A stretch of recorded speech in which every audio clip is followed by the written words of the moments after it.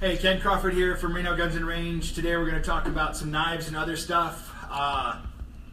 So real quick, I've got some knives here on the bench. What I did before this was I just kind of ran around our shop and I asked the guys and the gals, hey, give me your knife. So that's what happened. And we're going to talk about not just knives, but the everyday carry knives and kind of why people put them. Little background to this too is I'm kind of a knife geek, so I really enjoy knives. I enjoy the art behind the knives. I enjoy everything they can do, and then for me, obviously, I enjoy the aspect that they bring to the self-defense game. So let's start with folding knives and kind of go through and what people have got. This knife over here, one of our guys got here. He uses this knife, he said, basically to cut boxes. That's why he's got it. There's no other purpose to it. It's got a safety on it. It's real small, so it kind of makes it a bit more difficult to get out if you needed to use it for like a self-defense thing. But he doesn't even really consider this one of his self-defense tools. So that's here. Over here, we've got a kind of a different blade here. This is an Emerson. One of the nice features with the Emerson is it has this bit up here that hopefully you can see. And what that does is that can potentially help you deploy the blade if you need that for self-defense. On this note though, what I'll say is over the last 3 years or so, working with Alessandro Padovani and a lot of force-on-force work with knives is this little bit right here isn't as cracked up as you think it is for getting the knife out in a not opportune time. I'll kind of leave it there. This is a super cool knife. It's super cool, and that a friend of mine gave it to me. This is a Benchmade Griptilian. It has an access lock on it. That's kind of the locking mechanisms. I can kind of go back through for you guys too and go through what it is. This knife doesn't get used at all for anything from me. It was just given to me as a gift. But the Griptilian itself is a super popular style knife that a lot of people carry, and then what a lot of people will do is they'll grind this out here to create that wave, or they'll punch out this pin right here and put in some zip ties. If you've done any work with Alessandro or potentially even Craig Douglas, you'll see stuff like that, and then the axis lock folds it back down. This is from one of our instructors. Yes folks, this is what he carries every day. For like chopping wood and bumpers and whatever, but that's what he carries. He's kind of a bigger guy, so he can get away with that. This has what's called a back lock on it. You can kind of see when it locks up here. This is what actually locks and unlocks the blade. That's kind of what I've got for our folders. And before I even get into the fixed knives, I personally put up a post a while ago asking about what people look for in their everyday carry knife, because a lot of people just carry knives and never use them. I see that a lot in here. So for me personally, when I put out that my everyday carry knife, for me first and foremost has to be a blade that I use daily, or that I would want to use daily, and it's not some mythical, magical, golden thing that I never use because it's only going to be used for self-defense, or it's only going to be used for chocolate cheesecake. Those are the two kind of things I can put out there. An everyday carry knife for me means that it's put to use. So it needs to cut open boxes, potentially cut rope, potentially cut food, and then I do have it as part of my self-defense concealed carry system that I carry around daily. So in looking at these knives and understanding that, hey, I may potentially need to train with them, it's kind of important to look at a knife like, so this is the Griptilian. We have a Griptilian trainer to go with it. So we're able to use these in our simulations and some of our higher end force-on-force scenarios to help reduce the risk of injury. Obviously we can't be using live blades. And like I said, this is the same locking mechanism, same blade length. The other knife that I guess I don't have on the table, I just take from my pocket. That's a really popular knife. This is the Dart. This was designed by Doug Marcaida. It's distributed through Fox Knives. It's got a ring on the end of it that kind of helps for retention things, as well as helping to index and get the blade out, potentially if you need it for self-defense. And it also has the little wave feature on the top here. It's one that I carry with me every day. It's good at opening boxes too. And then this is the training counterpart to it. Everything on the training counterpart, if you guys can kind of see, is the same. And that's what we're looking for. We want as close to as we can with our knife, if we're going to train with them for self-defense, as we can in a trainer. Now the problem with all folders, if we're looking at self-defense, is they're really hard to get out and deploy. Rather they're automatic, assisted, wave, whatever the case, while entangled. It just it doesn't seem to work the way that people or even the designers want it to work. They're as good as they can get for a lot of people that live in states where they can't carry a fixed blade, or can't carry a fixed blade concealed, which is the way that if I wanted to carry a fixed blade and do carry a fixed blade, I carry that concealed, just like my handgun. So I'll kind of move into some fixed blades that I took off some of the people here, and this is a K-bar TDI, traditionally carried in a centerline position, and it's kind of purpose built for self-defense. Like the guy that has this, he carries other knives as well as this knife, and that's his thing. For me personally, and what I'm going to and what I'm getting at is I'm trying to empty out my pockets. I tend to have a lot of stuff in my pockets, and I have a wife and 2 boys, so they fill up. So I'm trying to come up with a knife that works across the board with everything that I need, and I think it'll fit a lot of other people's needs. And I forgot to say too, I have Jay Hawkins behind the camera. There's Jay. One of these days we're gonna get Jay in front of the camera to do these, and it will be epic, because he has the facial hair to do this. I don't. I'm lacking in that. Moving on. This is one of my favorite knives that I stole from Alessandro Paravni. Thank you for that. Don't tell Ollie that I stole his knife again. But it's a real small fixed blade, and I'm going to kind of come up to the camera here. Just you guys can probably see all the wear, hopefully, on this that's shining all around.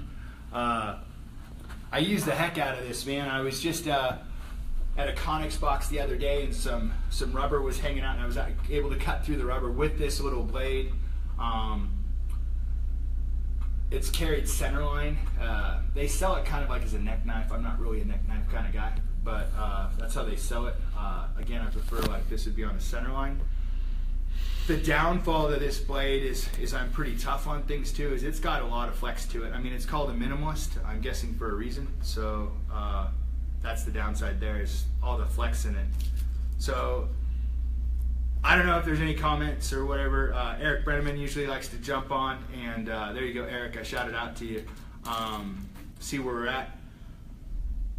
Over the past 2 years, I mean, I can probably go back longer than that, probably 3 years, but over the past 2 years specifically, one of the really cool things with being part of the Reno Guns and Range team is I've been able to collaborate not only with Reno Guns and Range, but Walker Knives, and start really coming up with a knife that is like my ultimate knife, if you will. And by ultimate knife, I mean the knife that I would want to everyday carry. And these are the ones that like I've been posting up on Instagram. This is one of the early evolutions of the blade, and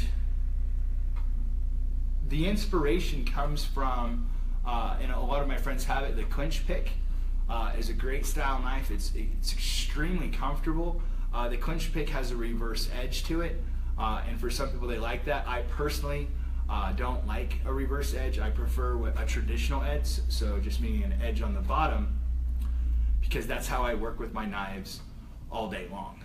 And I didn't want it to be niched out. Again, clinch pick's super comfortable, and one of the inspirations into this, the scales on this, the part that covers the back, are really bulbous and that they fill up your hand. The guard drops down deep in that it's really, really hard to slip past. And the sculpting in here, we've done some testing with some different lubricants, makes it really easy to hold on to, and there's kind of this angle back here. So this is kind of where we started.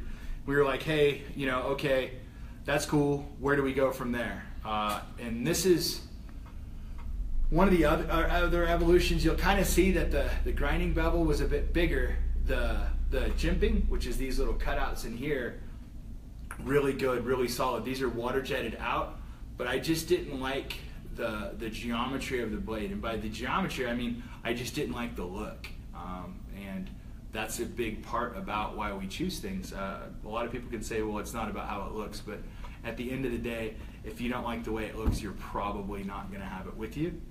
So this one got kind of relegated, and this is the actual blank that's going through coatings right now and going through production. And that's kind of my super, super exciting news to everyone, is that this blade will finally be released probably within the next 60 days, and most likely we'll be serializing them. The jimping is extremely strong on it, and that it's really hard to get the thumb to pass forward, but we designed in a little front bevel up here for some finer work.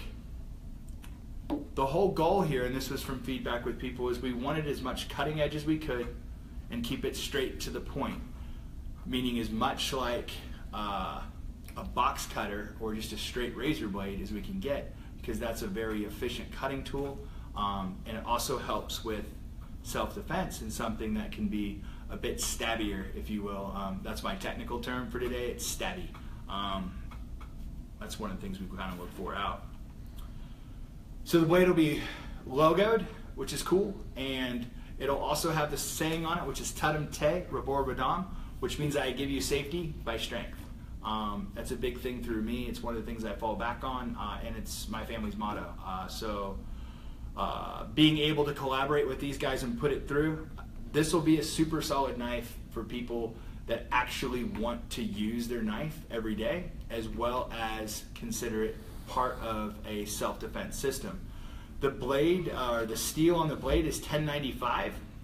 I wanted something that could carry a wicked sharp edge and that people could keep sharp on their own. Wasn't so concerned about having some super high-end stainless steel or thinner blade, because again, I'm a bit harder on knives, and I wanted to be able to push this thing in and pry up on some stuff, and I wanted to be able to keep the tip strength there for that we can do that. The sheath, which is what a lot of people gave feedback on. The sheath, I'm again really excited about. The guys over at LAG Tactical will be making the sheath for this blade that will be designed to carry centerline, and that's if anyone knows who LAG Tactical is, you understand the quality. If you don't, I say go ahead and look them up. That's the holster that I personally carry my gun in, and that's extremely popular through the store for their quality and customer service. That pretty much covers out the knife stuff. Like I said, look for more posts on this. Look for the release of the name. We haven't actually figured a name out yet. There's a lot of names that have been thrown out that are pretty cool, but we haven't really decided on one. If you think you got a cool name, hit me up or hit the range up. Let us know in the comments or send us a message, because that's a cool thing there too. Let's talk about beyond the knife. Something just as exciting or more exciting that we've got coming up through here is we have more stops on the Personal Defense Network Tour coming through in July. The first one coming through on the topics of knives, the instructor is Alessandro Paravani. On Friday, July 7th, he will be teaching his Safer Fast knife defense course, which isn't so much about defending yourself from a knife attack, because in America we don't really have like these knife duel things. It's how to deploy and use a blade if that's what you needed or all you had, efficiently in kind of a worst case scenario. And we have the trainers here, we have fixed blades here, and we have fixed blade trainers. I know Alessandro is also going to be bringing some new products that he's got that help with the training out. And that's an all-day course that culminates with some simulations so that you can actually see how the application of the skills that you've learned in the day go through. So this course is really targeted towards those that already carry knives, which for most of the people that I'm with, most people carry a knife on them, and consider it to be part of their personal protection. This is really a great class to get that step in. The next day, Ollie will be teaching his women's personal protection class. I can't give any better recommendation than I put my wife through it, and she'll probably go through it again. It's that good of a class.